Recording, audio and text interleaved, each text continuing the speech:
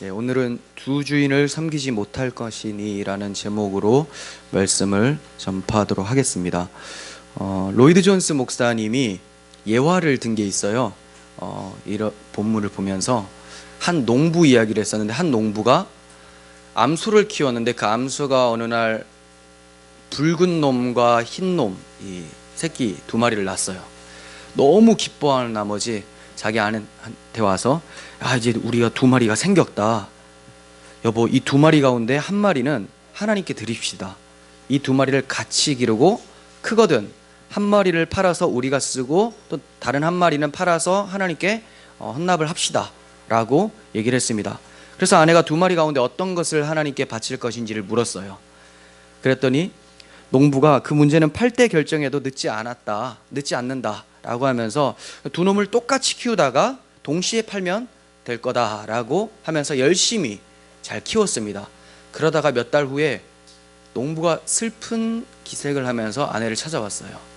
그 아내가 무슨 일이냐고 했더니, 큰일 났어, 슬픈 소식이 있어요. 주님의 송아지가 죽었어 라고 하는 거예요. 아니, 여보, 당신은 주님의 송아지를 정해놓지 않았잖아요 라고 했더니, 그랬죠. 하지만 내 마음속에는 흰놈이 주님의 송아지라고 늘 마음을 먹고 있었어. 그런데 흰놈이 죽었다오 라고 얘기를 하는 거였죠. 어떤 생각이 드십니까?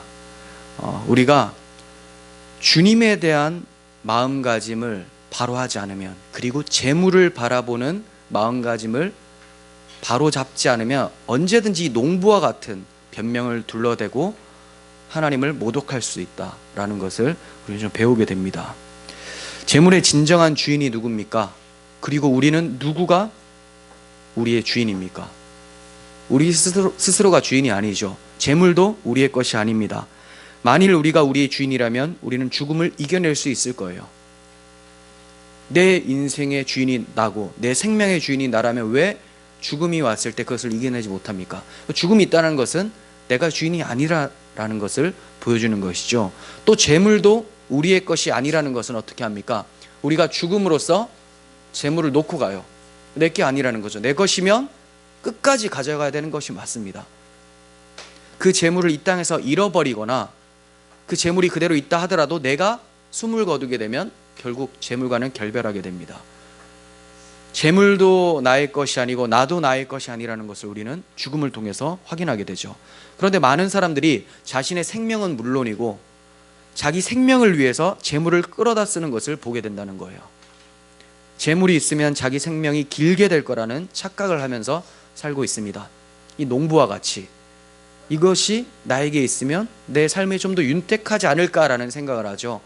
이런 어리석은 사람을 가리켜서 주님께서 비유를 해주신 내용이 누가복음 12장에 나옵니다. 한번 찾아볼까요? 자, 제가 여러분들에게 주보를 드릴 때 찾아보세요라고 하는 것들은 여러분들이 미리 찾아서 해놓으시는 게 좋습니다. 주보에다 실을 수가 없어서. 누가복음 12장 13절에 어리석은 부자 이야기가 나와요. 어리석은 부자 이야기. 자, 제가 읽으면서 설명을 해드리겠습니다. 무리 중에 한 사람이 이르되, 선생님, 내 형을 명해서 유산을 나와 나누게 하소서라고 해요. 그러니까 형이 유산을 다 가지고 가려고 했던 것 같아요. 당연히 억울하니까 주님을 찾아왔죠. 주님은 이런 억울함을 풀어줄 수 있을 거라고 생각을 했던 거예요. 그렇죠. 주님께서 우리의 일상생활에 대해서 아무 관심이 없으신 분이 아니죠. 당연히 찾아가는 것이 맞는 것 같아 보여요. 하지만 주님께서 이런 말을 하십니다. 이 사람아, 누가 나를 너희의 재판장이나 물건 나누는 자로 세웠느냐? 매정하게 느껴지죠. 하지만 이건 매정한 게 아니에요. 주님을 바라볼 때 주님을 물건 나누는 자, 자기 유산을 배분하는 자로 바라보고 있는 자신의 그의 시각에 대해서 잘못됐다라고 얘기를 하는 거예요. 주님을 어떻게 봐야 됩니까? 소유에 집착하는 것이 아니라 영혼의 생명에 대해서 구원할 구원자로 바라봐야 되는 것이 맞는데, 이가 구원자이신 예수님을 바라보지 못하고 자기 소유를 생각하는 것에 대해서 주님이 지적을 하는 거예요. 넌 지금 그게 중요한 게 아니야. 내 영혼이 중요한 건데 영혼의 구원자이신 나를 바라보지 못하고 재산 상속 이런 거에 대해서 지금 나에게 묻고 있느냐라고 대답을 해주시고 계시는 거죠. 그래서 이렇게 말씀하십니다. 삼가 모든 탐심을 물리치라. 사람의 생명이 그 소유에 넉넉한데 있지 아니하니라. 이 사람이 주님을 찾아온 것은 억울함 때문에 찾아왔지만 그 억울함의 이면에는 뭐가 있습니까? 탐심이 있었어요. 탐심. 이 형에게 갈 재산이 나에게 어느 정도 오면 내 생명이 조금 길어질 것이다 라는 사고를 가지고 있었던 거예요. 정작 생명의 주인은 주님인데 주님 옆에 두고 생명의 주인을 누구라고 얘기하고 있는 거예요? 형이 가져가고 있는 유산이 내 생명의 주인이라고 얘기를 하고 있었던 것이죠. 주님은 이것을 책망하고 있습니다. 그래서 비유로 또 그들에게 말씀하시는데, 한 부자가 그 밭에 소출이 풍성하니까 점점 소출이 많아지니까 어떻게 됩니까? 쌓아둘 곳이 없는 거예요. 그래서 자기가 스스로 얘기하기를, 내가 곡간을 더 크게 만들어서 이것을 넣어둬야 되겠다라고 하는 거죠. 그리고 하는 말이, 내 영혼아 여러 해 쓸 물건을 많이 쌓아두었으니 평안히 쉬고 먹고 마시고 즐거워하자. 이렇게 스스로에게 얘기를 하는 거예요. 뭐 때문에 즐거워하고 평안히 쉴 수 있다고 생각을 하고 있습니까? 내 영혼아 여러 해 쓸 물건을 많이 쌓아두었으니, 이거 다 걸립니다. 이렇게 생각하는 사람이 어디 있습니까? 물건의 소유, 나의 소유가 넉넉한데 내 생명이 있다라고 다 생각을 합니다. 심지어 그리스도인이라고 하는 우리조차도 이런 생각을 안 하기가 어렵다는 거예요. 없으면 불안하죠. 소유가 없으면 불안해요. 그렇지만 그 소유가 과연 우리의 영혼에 우리의 생명을 연장시킬 수 있는가? 주님께서 이것을 가르쳐주고 계세요. 20절, 하나님은 이르시되 어리석은 자여 오늘 밤에 내 영혼을 도로 찾으리니 그러면 내 준비한 것이 누구의 것이 되겠느냐 하셨으니 자기를 위하여 재물을 쌓아두고 하나님께 대하여 부요하지 못한 자가 이와 같으니라. 이렇게 말씀합니다. 마지막 주님의 말씀을 다시 생각해 봅시다. 어리석은 자여 오늘 밤에 내 영혼을 도로 찾으리니, 영혼을 도로 찾는다, 생명을 찾는다는 거죠. 도로 찾는다는 말은 하나님의 것이었다는 것을 얘기를 하는 거죠. 왜? 하나님이 잠깐 빌려줬다가 걷어가신다는 거예요. 근데 사람은 뭐라고 생각합니까? 자기 생명은 자기의 것이고 이것은 나의 노력으로 벌어들인 내 소유의 생명이 있다라고 생각을 해버리는 거죠. 하나님께서 오늘 밤에 여러분들의 생명을 가져가신다면 여러분들이 그토록 찾고자 했던 소유물, 이 어리석은 부자 형에게 유산을 어느 정도 가지고 왔다면 그 소유가 누구의 것이 되겠느냐는 거예요. 하나님이 도로 생명을 가져가 버리면 자기가 형에게 배분 받았다 할지라도 다시 형에게 넘어가게 되는 거죠. 결국 자기의 것이 되지 않아요. 그럼 그 형 거가 되는가? 그 형도 하나님이 목숨을 가져가시면 누게 됩니까? 다른 사람 거 다 가져가시면 그 소유는 결국 하나님의 것으로 들어가게 된다는 거예요. 생명이 하나님께 있는데 그 생명의 주인은 알아보지 못하고 소유가 주인이라고 생각을 하고 있는 것, 이것이 바로 어리석은 것이죠. 자기를 위하여 재물을 쌓아두고 하나님께 대하여 부유하지 못한 자의 모습이 바로 이러한 모습이라고 주님께서 지적하고 계시는 거죠. 많은 사람들이 세속의 복을 추구하면서도 동시에 하나님의 복을 받는 것이 가능하다라고 생각을 하고 삽니다. 세속의 복을 내가 찾고 있어요. 하지만 그래도 하늘의 복은 떨어질 거야 라고 생각을 한다는 거죠. 하지만 주님은 절대로 그런 일은 일어나지 않는다라고 말씀합니다. 하나님과 재물을 겸하여 섬길 수 없듯이 두 주인 모두에게 상반된 복을 받아낼 수 없다는 거예요. 종은 뭡니까? 한 주인을 섬기죠. 이쪽 주인을 섬기면서 저쪽 주인을 함께 섬기는 종은 없어요. 종은 한 주인에게 귀속됩니다. 그렇기 때문에 한 주인에게 어떠한 복을 받는다면 다른 주인에게는 절대로 받아낼 수 없다는 것이 맞아요.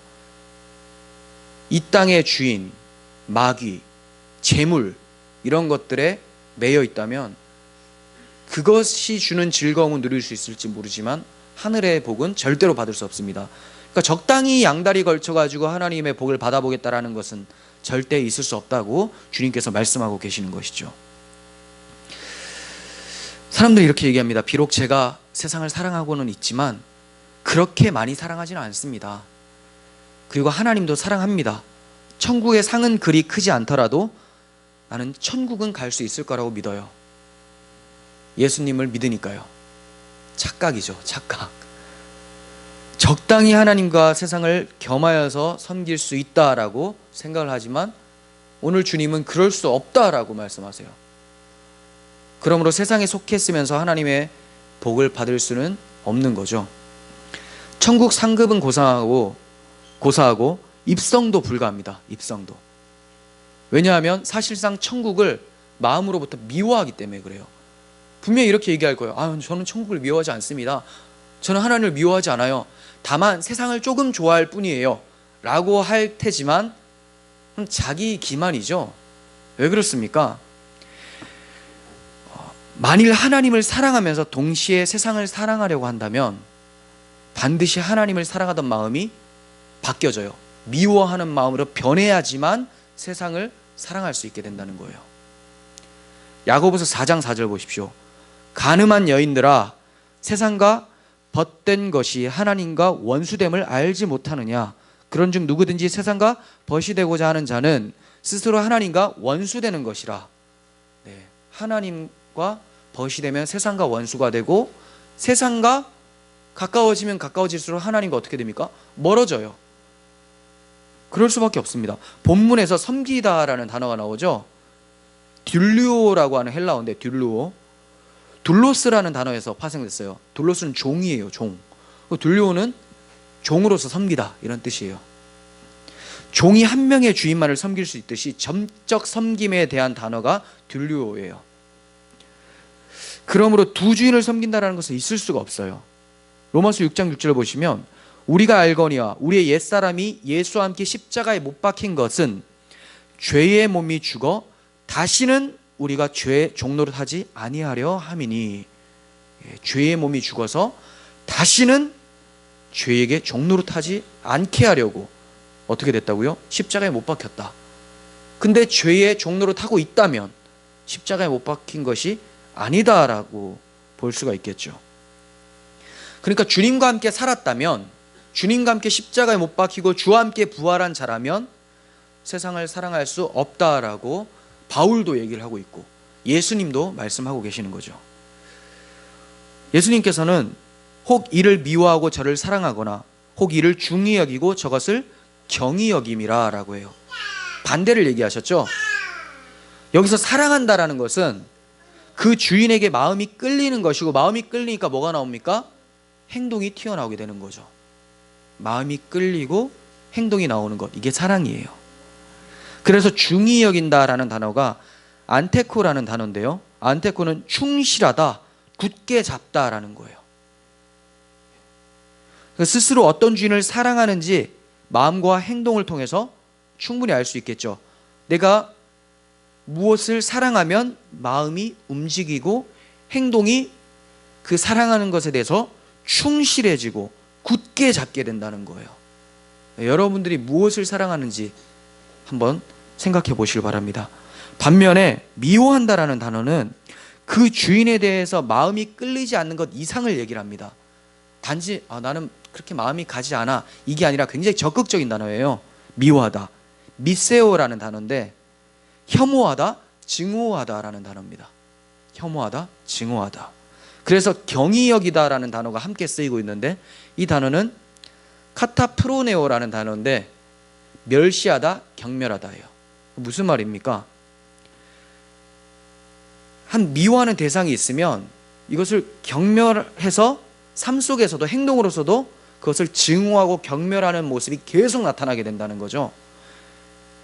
한 주인을 사랑하여 마음과 행동이 움직이는 종은 반드시 다른 주인에 대해서는 미워하고 경멸해서 행동도 그렇게 나오게 된다는 겁니다. 우리가 섬기는 주인이 재물이라면 재물에 대해서 사랑하는 마음으로서 충성을 다하면서 굳게 붙잡으려고 해요. 삶의 모든 시간이 거기다 쏟아지게 마련이죠. 하지만 하나님에 대해서는 어떻게 됩니까? 혐오하고 증오해서 복종하기 싫어진다는 거예요. 재물을 주인 삼으면. 저는 그런 것 같지는 않은데요, 재물을 좀 사랑하지만 그건 너무 비약인 것 같습니다 라고 할 수도 있습니다. 하나님의 뜻이 무엇입니까? 하나님을 사랑하고 이웃을 사랑하라라죠. 예. 그런데 이 하나님을 사랑하지 않아요. 이것을 어떻게 알게 됩니까? 이웃을 미워하는 것을 통해서. 저는 이웃을 미워하지 않는데요 라고 생각할 테지만, 이웃을 미워하지 않는 것은 이웃을 사랑하지 않는 것 자체가 미워하는 거예요. 사랑하지 않으면 중간이란 게 없어요. 미워하게 됩니다. 내 중심이기 때문에. 돈을 사랑하기 때문에 이 돈을 저 이웃에게 빼앗기는 것을 굉장히 싫어해요. 돈을 사랑하는 것은 나를 사랑함이죠. 나를 사랑하다 보니까 저 이웃에 대해서 인색해지게 마련이에요. 저 사람이 뭔 말을 하면 굉장히 기분 나빠하고 싫어하고 증오하게 되는 거죠. 그것을 통해서 무엇을 알게 됩니까? 하나님을 증오하고 있다는 것이 드러나게 됩니다. 재물을 사랑하면 이러한 모습이 나타나요. 그래도 나는 이웃을 그렇게까지 미워하지 않는 것 같아요 라고 할지 또 모르겠습니다. 하지만 그것은 드러나지 않았을 뿐이에요. 주님께서 여러분들에게 부자 청년에게 하셨던 말씀을 그대로 하실 수 있어요. 너 율법 잘 지켰냐? 그래, 장하도다. 잘했다. 그런데 한 가지 남은 것이 있다. 내 재물을 다 팔아서 가난한 사람들에게 나누어 주라 라고 하니까 부자 청년이 어떻게 됩니까? 재물이 많음으로 근심하여 갔다라고요. 갔다. 주님을 떠나간 거예요. 주님을 따르는 것이 아니라 떠나가 버린 거죠. 주님을 미워해 버려요. 왜요? 재물이 많기 때문에. 근데 주님은 뭘 말했습니까? 이웃을 사랑하라고 한 거거든요. 이웃을 위해 내 소유를 다 내어줄 수 있느냐? 이거 다 내어줄 수 있는 사람이 있을까요? 없어요. 그러니까 아무도 주님을 사랑하지 않은 것이 다 드러난다는 거죠. 산상수는 이걸 드러내고 있는 거예요. 너희가 나를 사랑한다고 지금 착각을 하고 있는데 사실상 돈을 다 사랑한다? 그런데 이걸 주님의 마음이 심겨졌을 때 정말 주님을 사랑하고 재물을 미워할 수 있는 능력이 나타나도록 만들어내신다는 것을 산상손이 가르쳐주고 있는 거죠. 내 스스로 내 의지로 뭔가 나는 사랑해낼 수 있어. 그래, 소유를 다 팔아서 이웃 사랑해 보리라 라고 한다면 소유는 팔았지만 자기를 사랑하는 마음은 못 팔았을 거예요. 왜냐하면 그 소유를 팔아서 가난한 사람들에게 나눠줌으로써 나는 이 정도 할 수 있어 라고 하는 뭘 챙깁니까? 자기 가치를 챙기기 때문에. 나는 못 내어주는 거죠. 재물은 다 내어줘도. 그러니까 재물과 내가 묶여 있는데 재물을 팔 때 마치 나도 판 것처럼 착각을 할 수 있어요. 나도 다 팔아버린 것 같다. 하지만 재물을 내어주는 대신에 뭘 챙깁니까? 명예를 챙깁니다. 근데 주님의 마음이 찾아오면 이거 다 사라지게 돼요. 나도 내어놓고 재물도 내어놓을 수가 있게 되죠. 왜? 주님이 그렇게 사셨으니까. 우리는 주님의 긍휼함을 구하지 않을 수가 없어요. 이 산상수훈은 주님 없이는 절대로 이러한 모습이 나타날 수 없다. 그러니까 먼저 너는 이렇게 살려고 하기보다는 이것을 행할 수 있는 자가 되어라. 행할 수 있는 정체성, 주 안에 살아라, 이 얘기를 하시는 거고, 주 안에 사는 자는 무엇으로 나타냅니까? 이 삶을 통해서 자신이 주 안에 산다는 것을 증거하게 된다는 겁니다. 우리가 섬기는 주인이 하나님이라면 또 어떻게 됩니까? 재물에 대해서는 혐오하고 증오하게 돼요. 그런데 여기서 재물은 단순히 재화를 의미하는 것은 아닙니다. 재화만을 말하는 것이 아니에요. 돈이 무슨 잘못이에요? 돈이 나쁜 것입니까? 좋은 것입니까? 이도 저도 아니죠. 돈은 그냥 아무것도 아니에요. 돈이에요. 근데 돈에 가치를 부여하고자 하는 사람들의 약속이 있죠. 사람들의 마음에서 나오는 것. 그것이 나쁜 거죠. 자, 이것이 이만한 가치가 있을 거야. 우리 약속하자. 그리고 이건 소중한 거야. 이건 우리의 생명도 살린다 라고 여기는 내 마음. 이 마음이 나쁜 거예요. 그래서 여기서 재물이라고 단어를 사용했는데 맘모나스라는 단어를 사용했습니다. 맘모나스. 부라는 의미인데요. 주님은 여기서 의인화로 사용하고 계시죠. 의인화. 왜 그렇습니까? 어떻게 돈을 섬깁니까? 인격이 없는 것은 섬길 수가 없어요. 그러니까 의인화시키고 있어요. 근데 왜 의인화시키고 있습니까? 이 맘모나스는 맘몬 신에 대한 이름이기도 합니다. 부의 신을 연상케 하도록 하는 거죠. 돈은 인간들에게 막강한 힘을 가지고 있는 신으로 사람들이 여깁니다. 그래서 이제 돈 자체는 생명이 없지만 이 돈을 신으로 여기는 내 마음이 문제가 있다는 것을 주님께서 지적을 하시고 계시는 거죠. 그러니까 힘이 뭐예요?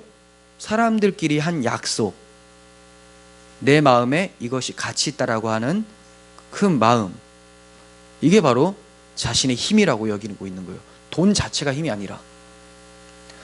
지금 우리가 사용하는 동전 말고 어느 순간에 다른 걸로, 어떤 돌멩이, 이걸로 우리 가치를 매깁시다라고 하면 그게 가치가 되는 거예요. 모든 인류가 거기에 동의하면.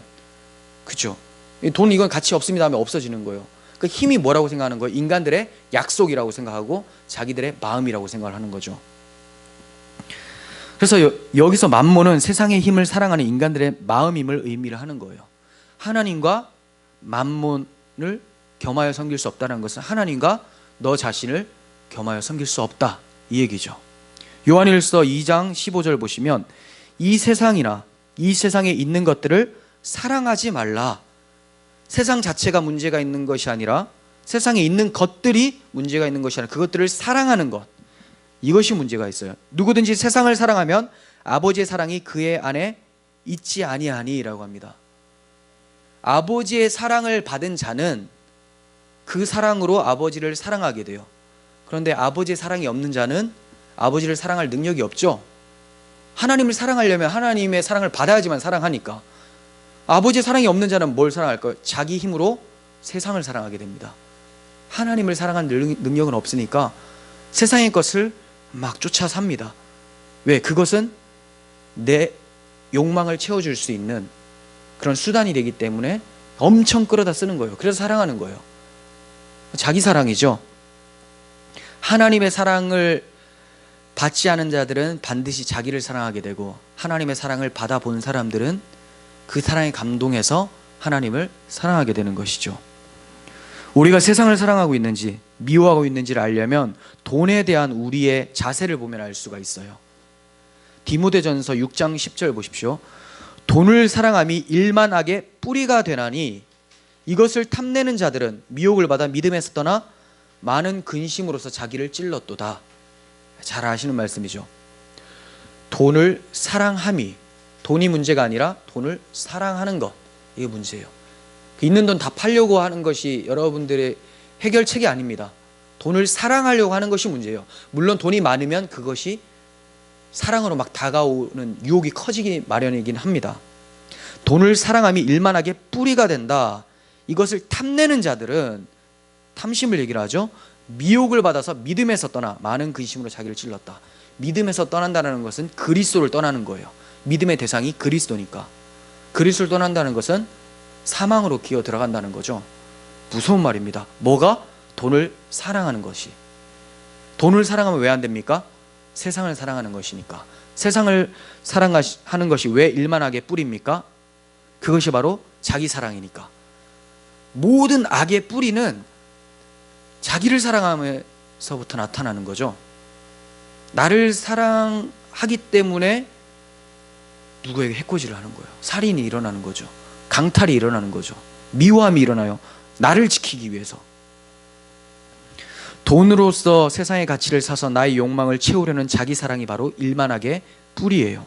이러한 자기 사랑은 믿음에서 떠나게 합니다. 결국 하나님을 미워하게 만든다는 거죠. 디모데후서 3장 1절부터 봅니다.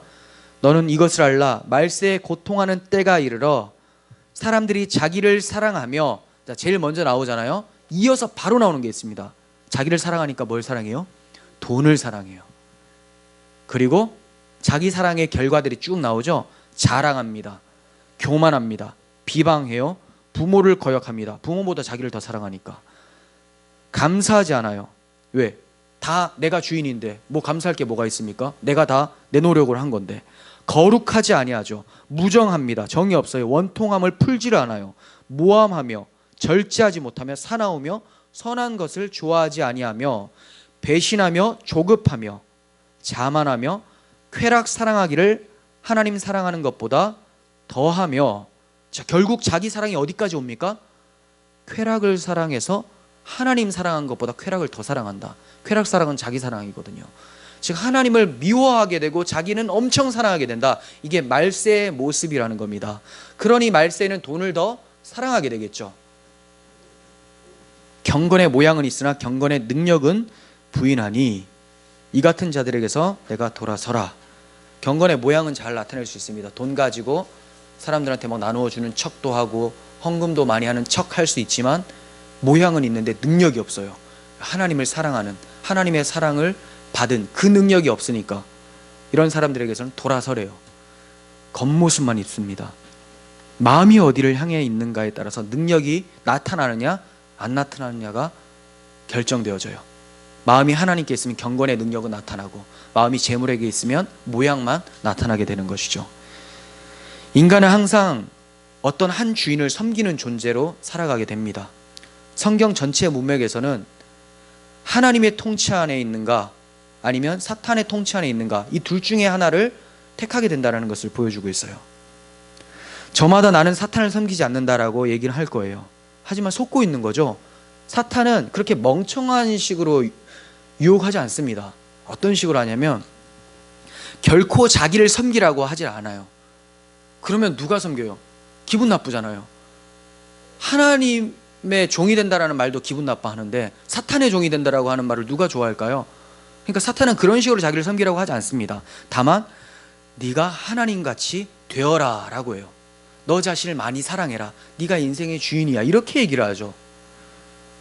그렇게 해서 자기를 위해 엄청 열심히 일하며 수고하고 힘쓴다면 그게 누구를 섬기는 거예요? 사탄을 섬기는 것.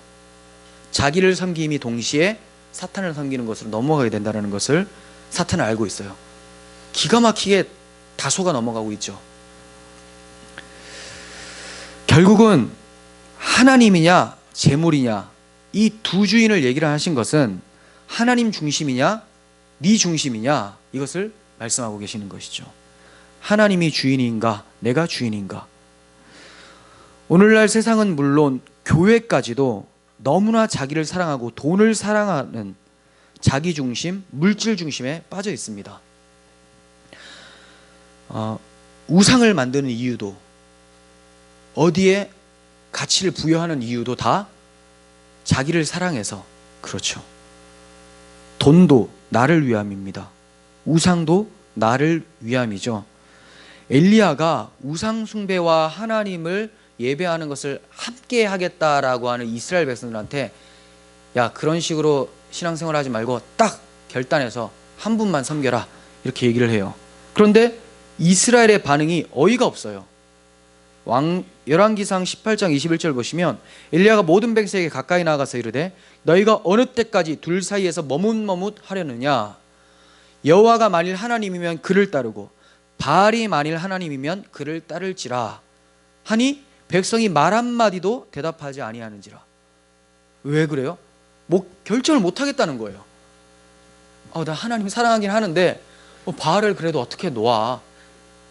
나 그렇다고 바알한테 완전히 간 건 아니야. 엘리야 나한테 결정하라고 하지 마. 이러고 있는 이스라엘 백성들의 신앙의 수준이 오늘날 교회에도 고스란히 담겨 있다는 거죠. 돈을 숭배하고 바알을 숭배하면서 하나님도 함께 예배하고 있다. 말이 안 돼요. 엘리야는 머뭇머뭇하려느냐 이렇게 얘기하고 있죠. 어느 때까지 너희가 이러려고 하느냐. 빨리 결정해라. 그러면 교인들은 어떻게 합니까? 목사 이렇게 얘기하면 꿀먹은 벙어리가 돼요. 말 한마디 못합니다. 그게 아니고 나 좋으려고 하는 겁니까? 제가 돈 많이 벌어서 교회에 헌금하면 목사님도 좋잖아요. 자기 좋으려고 하는 거죠. 헌금은 시꺼리만큼 합니다. 원래 그런 사람들은 돈에 욕심이 있기 때문에 또 많이 못해요. 많이 한다고 해서 또 그 사람이 믿음 있다고 생각하면 안 돼요. 많이 하는 듯이 뭘 챙깁니까? 명예를 챙기기 때문에. 그러니까 그렇게 재물을 사랑하는 사람들은 교묘하게 포장이 될 수 있기 때문에 조심해야 돼요. 하나님과 재물을 겸하여 섬길 수 없다는 주님의 말씀 앞에서 우리는 여호수아 같은 결단력이 필요해요. 여호수아가 또 이스라엘 백성들이 우상 숭배와 하나님 숭배를 함께하고 있었을 때 이렇게 얘기를 합니다. 만일 여호와를 섬기는 것이 너희에게 좋지 않게 여기거든 너희 조상들이 강 저쪽에서 섬기던 신이나 너희가 지금 이쪽에서 섬기고 있는 아모리 족속의 신이나 한 신을 택하라. 너희가 섬길 자를 오늘 택하라. 오직 나와 내 집은 여호와를 섬길 것이다. 이렇게 얘기를 해요. 나와 내 집은 여호와를 섬길 것이니까 너희가 여호와를 섬기는 것이 좋지 않게 보이거든 네 알아서 우상 숭배하든지 마음대로 해라. 하지만 나는 여호와만을 섬기겠다. 이렇게 신앙 고백을 하고 있죠. 여기에 이스라엘 백성들의 반응이 우리도 여호와만을 섬기겠습니다. 다행이에요. 이런 고백을 합니다. 그러니까 여호수아가 또 이렇게 얘기를 합니다. 여호수아 24장 23절 보십시오.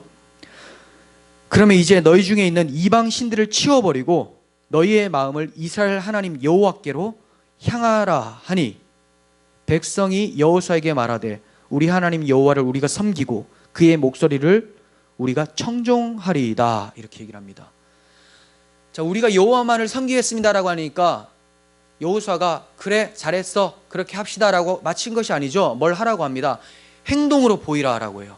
신앙 고백했으면 거기에 맞는 행동이 나타나야 된다라고 하죠. 유혹될 만한 것 다 버리라는 거예요. 이방 신들을 치워버리고 너희의 마음을 이스라엘 하나님 여호와께로 향하게 하라. 저는 이제부터 하나님만 섬기겠습니다. 재물 섬기지 않습니다라고 한다면 뭐 해야 됩니까? 재물을 팔아야 돼요. 가난한 자에게 나누어 주라라고 하는 주님의 음성이 이제 막 들리기 시작해야 된다는 거죠. 다 팔라고 주님께서는 말씀하셨습니다. 저는 뭐 여러분들에게 동일하게 이 말씀을 뭐 얘기하지는 않을 거예요. 왜냐하면 다 파는 것이 능사가 아니라 거기에 노예가 안 되는 것을 주님께서는 보신 거거든요. 근데 여러분들이 이게 유혹이 되잖아요. 그럼 다 팔아버리십시오. 유혹이 되면 다 팔 것이 없습니까? 감사하십시오. 네. 먹고 죽을 것도 없다 라고 한다면 그런데도 재물을 섬겨요. 이건 엄청난 신앙이죠. 눈에 보이지도 않고 손에 없는데도 섬기는 신앙. 그 믿음으로 하나님, 보이지 않는 하나님을 바라보는 게 좋습니다. 그 하나님은 우리의 영혼의 주인이시기 때문에 하나님께서 우리의 영혼을 찾으실 때에 하나님을 붙들고 있다면 우리가 하나님 나라에서 만날 것이지만 재물을 섬기고 있다면 그 재물이 누구의 것이 되겠느냐, 이 말씀을 기억해야 되는 것이죠.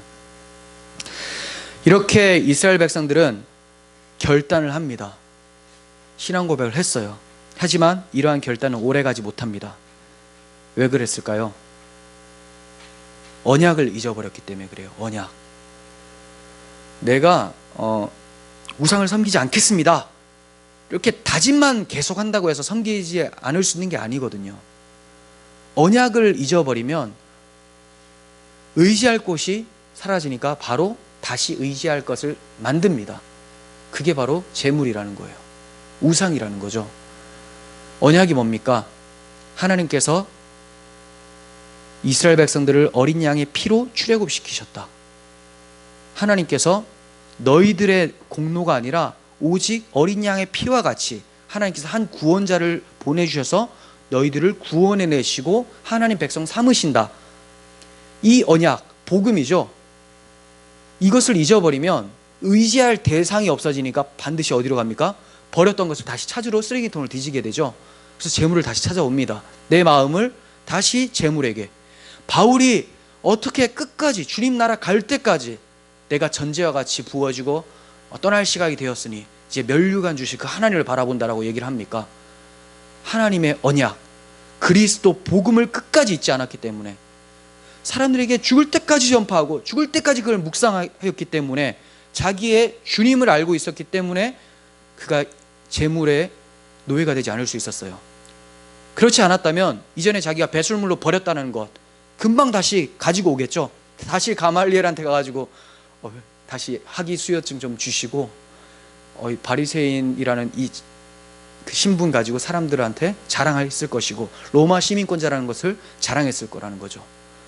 하지만 그는 끝까지 그런 것들을 다 버립니다. 오직 그리스도만을 가장 고상한 지식으로 여겨요. 왜요? 그분을 놓지 않았으니까.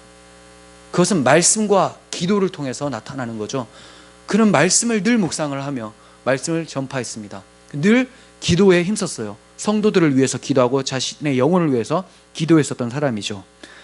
언약을 잊어버리면 우리의 결단은 금방 무너지게 마련입니다. 우상, 돈, 자기 사랑을 이겨내기 위해서는 십자가에서 주와 함께 죽는 것밖에는 답이 없어요. 그리스도의 십자가 대속을 묵상하면서 거기에서 주어지는 하늘의 풍성함을 바라볼 때 우리는 이러한 다른 주인을 섬기지 않을 수가 있게 되는 겁니다. 히브리서 기자는 재물을 섬기는 죄, 자기 사랑의 죄악을 이길 수 있도록 조언을 해주고 있어요. 어떻게 하면 재물을 섬기는 것과 자기를 사랑하는 것을 이길 수 있는가? 자, 히브리서 13장 5절. 돈을 사랑하지 말고 있는 바 족한 줄로 알라. 네, 항상 부족하다고 많이 생각을 합니다, 사람들. 부족하다고 생각하면 조급해지죠. 조급하게 생각되면 두려워지고, 두려우면 뭔가 많이 일을 하고, 일을 하다가 남들이 더 많이 가진 것을 보게 되면 질투하고 시기하고, 그러다가 폭력이 터져 나오고, 이런 것들이 다 아까 말세에 나타나는 모습 그대로 다 나타나는 거예요. 자족하는 믿음이 있어야 돼요. 족한 줄로 알라. 그가 친히 말씀하시기를 내가 결코 너희를 버리지 아니하고 너희를 떠나지 아니하리라. 자, 무턱대고 자족할 수 있는 건 아니죠. 믿는 구석이 있어야 됩니다. 그 믿는 구석이 뭡니까? 내가 결코 너희를 버리지 아니하고 너희를 떠나지 아니하리라라고 하는 하나님의 약속, 이 언약을 믿었던 거죠. 그러므로 우리가 담대히 말하되, 없어도 상관없다는 거예요. 담대해요. 두려움이 없어요. 주는 나를 돕는 이시니 내가 무서워하지 아니하겠노라.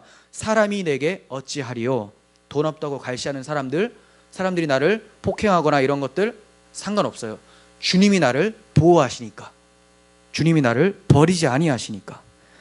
하나님의 말씀을 너희에게 일러주고 너희를 인도하던 자들을 생각하며 그들의 행실의 결말을 주의하여 보고 그들의 믿음을 본받으라. 구체적으로 설명해 줍니다. 어떻게 그런 믿음 가질 수 있습니까? 어떻게 담대해질 수 있습니까? 이것을 얘기를 해줘요. 하나님의 말씀을 너희에게 일러주고 너희를 인도하던 자들, 선지자들이죠. 사도들, 선지자들, 모세와 같은 사람들, 그런 사람들의 행실의 결말을 주의하여 보고 그들이 어떻게 죽게 되고 그들의 결말이 어땠는가, 이거 주의하여 보고 그들의 믿음을 본받으라. 그러니까 여러분들 구약 성경 보면서 많은 교훈을 찾으셔야 됩니다. 구속사 핵심이죠. 그 구속사를 믿으면서, 하나님의 복음을 믿으면서 살아갔던 삶도 보셔야 된다는 거예요. 이들이 어떻게 사셨는지. 자, 그것을 히브리서 11장에서는 많은 믿음의 선조들을 소개하면서 얘기를 해줘요. 허다한 믿음의 조상들이 나오죠. 이들은 다 믿음을 따라서 살다가 죽었습니다. 히브리서 11장 13절. 이 사람들은 다 믿음을 따라 죽었으며 약속을 받지 못하였으되 그것들을 멀리 보고 환영하며 또 땅에서는 외국인과 나그네임을 증언하였으니 그들이 이같이 말하는 것은 자기들이 본향 찾는 자임을 나타냄이라. 그러니까 그들은 이 땅이 자기들의 본향이 아니라고 생각하면서 하나님 나라를 바라보며 살았다고 얘기를 하고 있죠. 그들이 나온 바 본향을 생각하였더라면 돌아갈 기회가 있었으려니와. 가나안 땅이죠. 가나안 생각하지 않았다는 거예요. 그들이 이제 더 나은 본향을 사모하니 곧 하늘에 있는 것이라.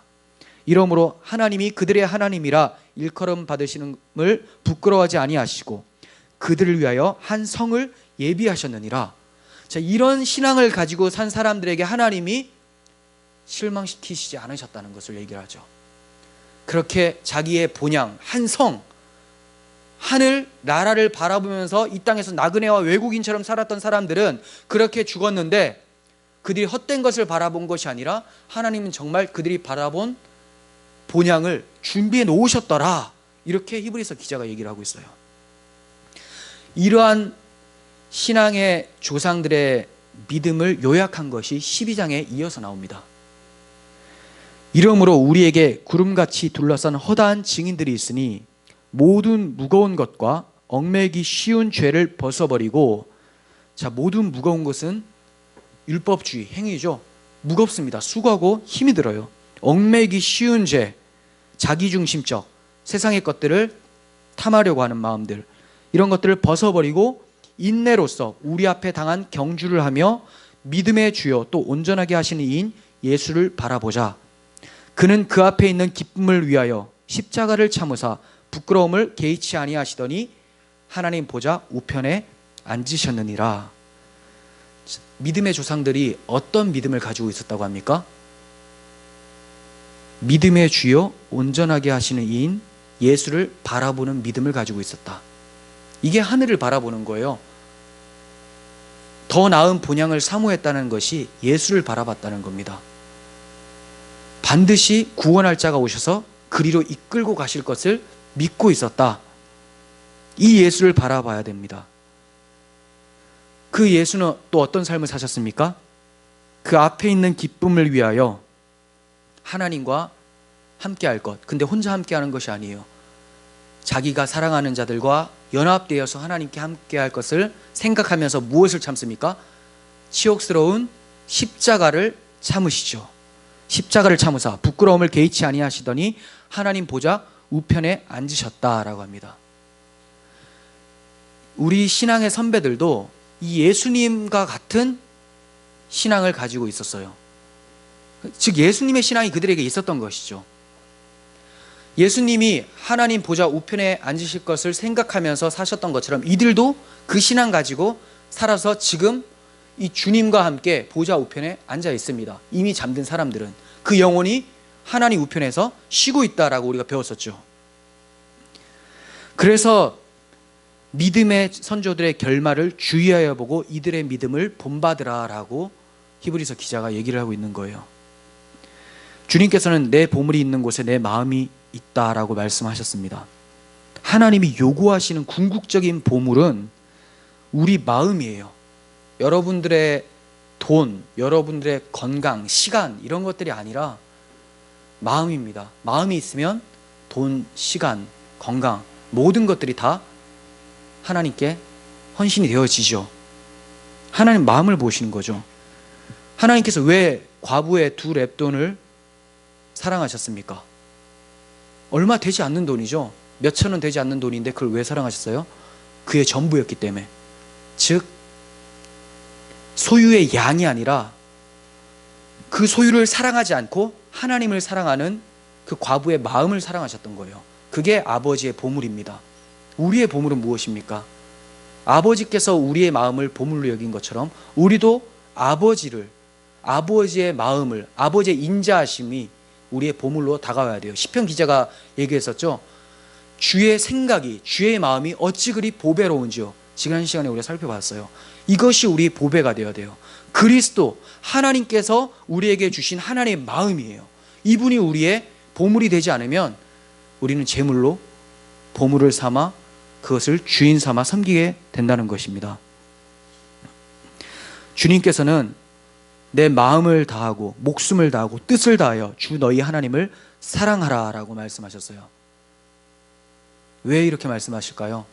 하나님이 하나님의 마음을 다하고 목숨을 다하고 뜻을 다하여 우리를 사랑하셨기 때문에 그 사랑을 아는 자라면 이렇게 사는 것이 마땅하다라는 것을 말씀하고 계시는 겁니다. 하나님이 소유하기를 원하시는 것은 우리들의 마음이에요. 하나님에겐 우리의 마음이 최고로 귀한 보물이에요. 여러분들 마음에 무엇이 보물이 되어야 되겠습니까? 내 마음이 있는 곳에 내 보물이 있습니다. 그 보물이 바로 나의 주인입니다. 이 주인이 하나님이 되시기를 간절히 소원합니다. 기도하겠습니다. 거룩하신 하나님 아버지, 우리 마음이 재물이 아니라 세상이 아니라 하나님께 있기를 원합니다. 세상과 벗이된 것이 하나님과 원수가 되는 것이라고 배웠습니다. 하나님과 원수되는 행동을 이제 그치고 우리 마음을 열어 하나님께 내어 던질 수 있도록 도와주시옵소서. 우리 마음이 보물 있는 곳에 있습니다. 그 보물을 우리가 주인으로 섬깁니다. 그 주인이 우리 하나님이 되어지기를 원합니다. 주님, 이 은혜를 우리에게 허락하여 주시옵소서. 예수님의 이름으로 기도합니다. 아멘.